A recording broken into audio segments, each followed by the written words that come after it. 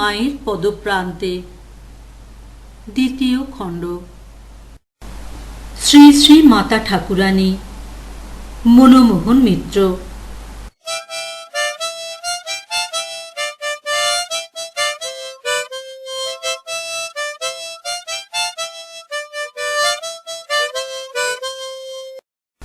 কামারপুকুর ও জয়রামবাটি মহাতীর্থ।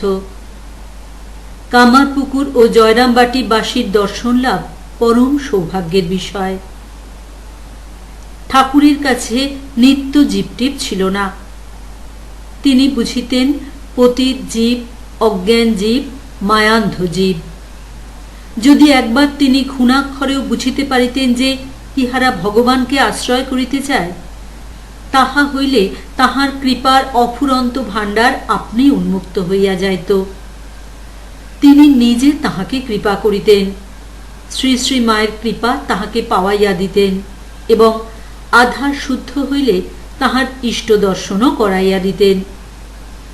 কতভাবে যে কৃপা দেখাইতেন তাহা বলিয়া শেষ করিতে পারি না।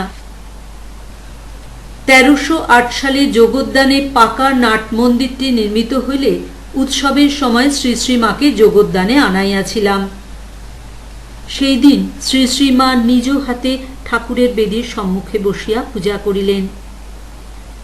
শ্রী শ্রী মায়ের পূজা দেখিয়া অনুভব করিয়াছিলাম শ্রী শ্রী মা কৈলাসের ভগবতী রূপে সাক্ষাৎ মহাদেবের পূজা করিতেছেন, আর আমরা ভাবে প্রেমে আত্মহারা হইয়া সেই পূজা দেখিতেছি। শ্রী শ্রী মায়ের নিবেদনকালীন আরতির কথা কি আর বলিব, আমরা সকলে অভিভূত হইয়া পড়িলাম। শ্রী শ্রী মায়ের পদধূলিতে নবনির্মিত নাট মন্দিরটি পূত ও পবিত্র হইয়া গেল। আর একদিন শ্রী শ্রী মাতা ঠাকুরানীর নিকট বহুক্ষণ ছিলাম। তথা হইতে ফিরিয়া সান্ধ্যকালীন ধ্যানের সময় সহসা ধ্যানের মধ্যে মহালক্ষ্মীরূপী শ্রী শ্রী মাকে দেখিলাম একখানি রত্ন সিংহাসনের উপর শ্রী শ্রী মা বসিয়া আছেন। মায়ের দুপাশে দুজন কিশোরী চামর দুলাইতেছে। সিংহাসন খানির তলদেশে দুইটি হস্তি সুর উত্তোলন করিয়া রহিয়াছে। মায়ের মাথায় স্বর্ণখচিত মুকুট, দেহ নানাবিধ অলঙ্কারে সুসজ্জিত।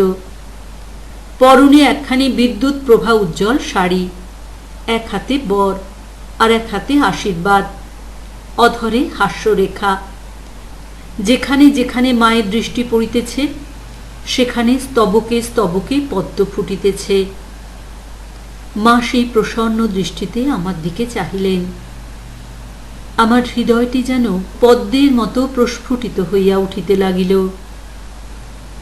তাহার পরের কথা আমার জানা নাই।